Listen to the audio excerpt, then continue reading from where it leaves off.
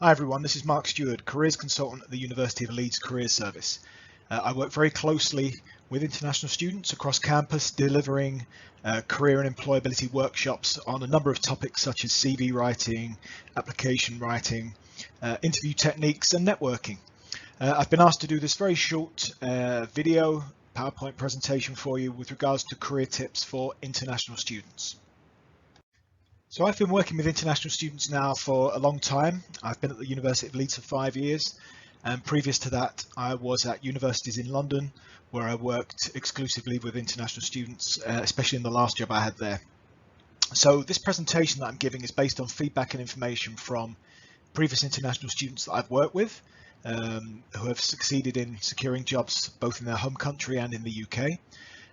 I'm using information given to me by UK employers and also by global employers that I've met either in the UK or in their home country. The topics I'm going to talk about are the following, and that is communication and networking, commercial awareness, it's not all about your education, and time management. Okay, so the first slide is about communication and networking, and you'll see the first bullet point there reads that you need a good standard of English for the UK as well as your home country. So pretty much every employer that I have spoken to in the UK, but also in your home countries, every global employer, that is an international employer, has said that a good standard of English is required for any role that you apply to. In the UK that's obvious because in order to get an interview you need to write a written application, do a psychometric test, complete a video interview or a phone interview, and so your verbal communication as well as your written communication is going to be good.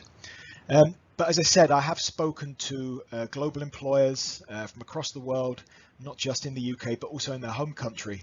And the majority of them have said as well that they expect a good level of English from any student who is from their home country, but who has travelled to the UK to study.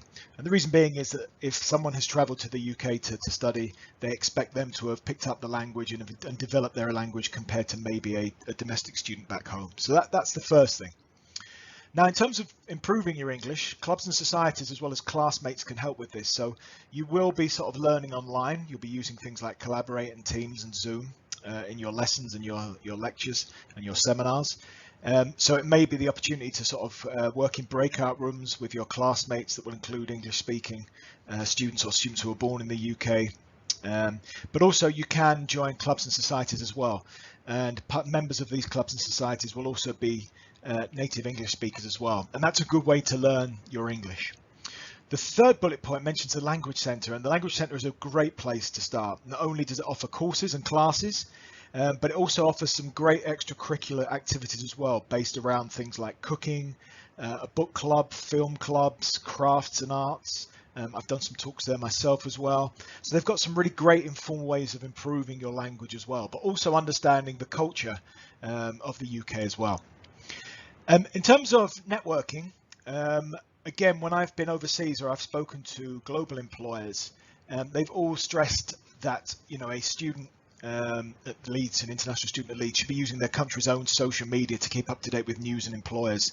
I would say that predominantly that has been employers that I've met either in China or Chinese employers in the UK, and obviously they've stressed the use of WeChat or Weibo in terms of connecting with employers and keeping up to date with news, not just to keep up to date with family or friends or to use it for social things or hobbies. It's also to be used in a professional way.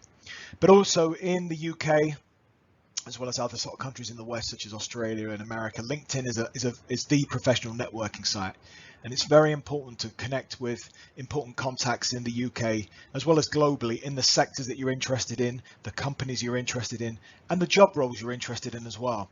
You could also think about posting articles and writing articles as well for LinkedIn, because the more active you are online, the more likely it is that you'll make connections and you'll be seen by employers that use LinkedIn on a regular basis.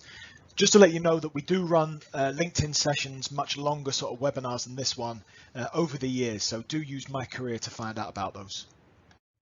My next slide is about commercial awareness, and this is a key aspect of your career development and job search. What it means is really two things. The first thing is that you need to be engaged with the news. So you need to be looking at the news regularly, however you do that, whether you read a newspaper or whether you look at websites. You need to look at the news stories in depth. You need to understand how they impact the economy. You need to understand how they impact the company that you're applying to, as well as the sector that you're applying as well. So, employers expect you to be well read. You are students in higher education, you are degree or postgraduate students, and so there is an expectation that you will be well read and you will have a genuine interest in what is happening in the world. The second part to commercial awareness, which is something that often gets sort of missed in this definition, is that you also need to understand your own commercial experience and how to articulate this on applications and in interviews. So all companies, whether they are corporate, commercial, whether they are startups, SMEs, whether they're charities, NGOs, they all require an element of commercial awareness. They all require you to understand that any job that you've had, or any volunteering opportunity, or any part-time job, work experience, internship, that you can understand what the company that you was working for, what their mission was, what their values were, the culture, what their targets were, what their key sort of performance indicators were. They just need to know that you understand that all of those organizations have to work to a budget, have to work maybe to targets. They may be profit making, they may not be, but you have to understand what your role was and what the role of that organization is, because you need to articulate that and write about that on application forms and talk about it in interviews, because that experience will most likely tie in with the job that you're applying to as well. So it may not be directly relevant, but it will have a transferable relevance as well, which we'll talk about in a minute. Now, this transferable relevance is about not dismissing any experience that you may have had. And I mentioned there, or you might be snookered. Now, this in England is what's called a pun. It's a play on words, and might be quite difficult for you to understand. But the reason I've used the word snookered is because snooker is a sport, and I would imagine a lot of you know about this. It's played on a table with balls, and you use a cue to pop the balls into the pockets. It's very big globally. And the reason I mention this is because I worked with an international student once who came to see me. She was a Chinese student, was interested in working in finance in the UK, needed to be sponsored. She came to me and had no finance or directly relevant finance experience. However, she worked in snooker. She was a snooker referee, she was a professional referee, and she was a snooker agent. So she had to get top snooker players from around the world. She had to get them games, paying games, and on television in China. And of course, all of this has a very massive commercial positive for her CV, but she didn't understand it. She thought that the only way she could get a job in finance was by working in accountancy or working in a bank or working in insurance. But the work she did as a snooker agent and the work she did as a snooker referee was just as relevant. And when she came to the interview with a UK bank, they were more interested in her snooker experience and all the transferable skills from that than they were her actual qualification, which she thought was the only directly relevant thing she had to the job. So please don't dismiss any experience you have. You can sell a lot of experiences that aren't directly relevant to a job or a sector. And again, if you're not sure about this, do book in and see a career consultant like myself to talk about this. The final point is that employers need this. The feedback from most employers that I speak to about commercial acumen or commercial awareness is that it's very important to them, but it's not very well evidenced by candidates, and that can be a reason for rejection from jobs. So it's a very important thing that you have to understand. So this next slide really relates a lot to what I've just spoken about in terms of transferable skills. And I appreciate that in some cultures this is something that's quite hard to understand. If I give you another example, I was very lucky to go to travel to China in 2018. And the reason I traveled was to meet with employers there to talk about what they expected from mainly Chinese students who are going back to China to work. But of course, we do have other students who want to work in China as well. And it was quite interesting looking at some of the employers in Beijing who were just interested in what grades the student got and where they studied, as opposed to some of the other employers in Beijing that worked on startups, or especially the employers that I met in Shanghai and Shenzhen on the same trip, who had a much more sort of open view of what to expect from candidates. So it wasn't just about their grades. They wanted soft skills, they wanted confidence, they wanted good communicators, they wanted people who were well organized, they wanted creative candidates as well. So that was very interesting. So what I've put here is that in the UK, employers value a well-rounded candidate. Well-rounded means that they have something to offer other than a grade, other than their academia, other than their studies. And in the UK, that's always been the case, and it hasn't necessarily been the case in other countries. I appreciate that. But that is changing. And I think if you want to work in the UK, then you need to understand this.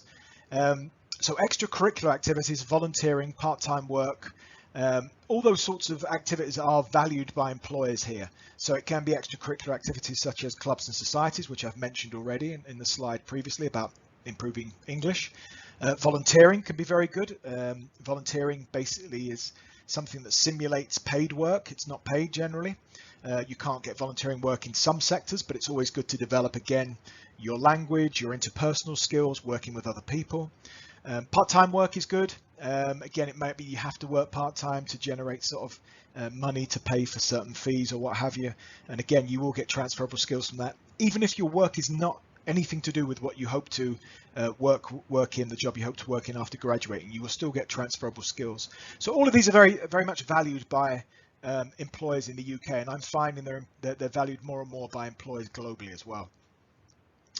So the University of Leeds can offer with these activities, so it's very important that you engage early on. So we have the Student Union, LUU, and as well as advertising part-time jobs, they also offer other opportunities through clubs and societies, and sometimes research projects through some of their student officers as well. The faculty that you are studying in will also offer opportunity occasionally, so that might be for internships, placements, but it may also be research opportunities with some of the academics in faculty as well. And at the Career Service, we also advertise opportunities as well. So the volunteering team is part of the Career Service. And again, you can find all that information out on My Career. But it's very important to understand that you do need more than, you know, your degree or your postgraduate qualifications to stand out now to employers. My final topic is really around time management. And I think this is for all of you listening, but it's predominantly for postgraduate studies. There is a saying in England, and it's a saying elsewhere as well, but finding a job is a job in itself, and that's true. It's very hard to find work. You have to spend a lot of time looking, so researching, preparing, writing applications, getting ready for interviews, etc. Now, the tricky thing is that obviously when you come to this country, there is a change in language, a change in food, weather. There's definitely a change in learning styles for a lot of you. So obviously that having to adapt to that is hard enough. But on top of that, you also need to find either part-time work or internships or graduate jobs, or maybe all of these, depending on which year you're in. So there is a lot to be done during your time at Leeds, and so that's why time management is important. It is key. And obviously, I do a lot of work with this with postgraduate students. You know, we have to talk about how they're going to manage their time. And basically, the first thing is what is a priority to you. So some students, the priority is to gain their qualification. They may not want to stay in the UK. So the qualification alone, maybe at the minute that's tricky because I'm speaking to you on the 2nd of February 2021 and we're still in lockdown in the UK. So some students like to do their academia, their course, and maybe travel around the UK. Obviously, that's not possible at the minute. So there is the course, but that's enough for them. Other students who want to stay in the UK know that they're going to have to do their course, but also look at other things as well. So developing their English, maybe doing an extracurricular activity because they know that will enhance their CV for the employer. There's also the thing that time management being key is because as well as studying, you will have to apply for your job whilst you're studying. So in the UK, we don't wait until we've finished our qualification to apply for a job. You generally have to apply for a job at the start of your qualification, although what I would say about 2021 is that there will be some quite last minute recruitment and some sporadic recruitment, and that's because of the pandemic. Lots of companies are not recruiting as they used to historically, and that's because obviously we are not fully at work again, so recruitment might come later in the year for you. Finally, job search is more than just filling an application in. So don't just think that, you know, you wait until an application comes up or a vacancy comes up and that's all you have to do, fill the application in. There is a lot of research for applications and a lot of preparation. So it might be that the employer that you're particularly keen on hasn't opened their applications yet, but is doing a webinar through the Career Service or through the faculty. So it makes sense to actually listen to that webinar before you fill an application in. You can follow a company on Twitter or on LinkedIn, and again, that's very important because that information feeds into your application forms and interviews. So, you know, it just depends what your priority is. Some students will prioritize a certain amount of time a day on their career search and their job development, and other students won't. It just depends, you know, what you hope to do after you finish your studies. But again, this is something you can discuss with a career consultant, and you can book those appointments on My Career. Okay, to finish up then, so my first point would be, do use the Career Centre and the employability staff in faculty. They're there to help you We are here to talk to you about all aspects of your job search and your career development. So the sooner you use us, the better it is for your planning.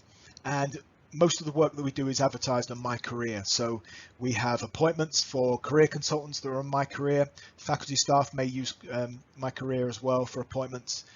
Lots of employer events are going to be advertised on My Career, as are vacancies as well. So as I said at the start, I have a role at the Career Centre to put on career and employability activities for international students, which I do in each term. And I also have a fantastic colleague, Jan Spelek, and Jan puts on a lot of the employer webinars that you've been seeing as well. So between us, we put on a lot of activities for the international students to help you with your career development and your job search. But that doesn't mean my colleagues and colleagues in employability don't do the same as well. Don't put off your job search. In the UK, as I said, you apply for jobs or placements and internships well in advance of finishing your course, and that I put generally in brackets there, just because obviously much smaller companies might recruit a little bit nearer to when you finish your course, but the large global international employers, they will recruit very early on into your course because they get a lot of applications. And if you're looking for sponsored work, they are generally the employers that you would need to target, so you need to start looking as soon as possible.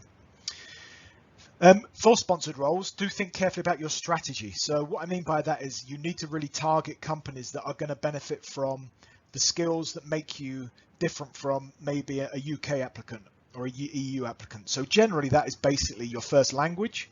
So you're looking at companies that will benefit from employing someone with your first language, but also your understanding of a different culture. So a country with a different culture to the UK. And that again is going to be the country that you were born in, brought up in. Or it might be countries, because I appreciate that some of you have lived and studied in more than one country. So, you know, those are the companies you'll target. So that will make you stand out against people who don't need to be sponsored, and that's very important. We obviously have the post-study work visa, which will offer you a little bit more time. So if you're a master's graduate, a degree or master's graduate, then you've got 2 years. If you're a PhD student, you'll have 3 years that you can spend in the UK. And obviously you can try and generate work then to improve your CV, whether that is with the hope of going back home to find a job, or whether that's to generate work experience that then looks good for when you apply for a sponsored role. But do look out for webinars that we're going to run throughout the year with regards to visa advice, but also, as I said, some of Jan's global employer webinars as well. We have a lot of opportunities coming up in the semester 2 as well for this year. Okay, thank you for listening to me. The final thing I will say is good luck. As I said, my name is Marc Steward. I'm going to be putting on some events that you can listen to with regards to networking, CV writing, so much longer than this, so a bit more detailed for you, a little bit more interactive. So I look forward to seeing you, and I'm also available for appointments on My Career as well. So good luck to you. I look forward to speaking to some of you, and thank you for listening.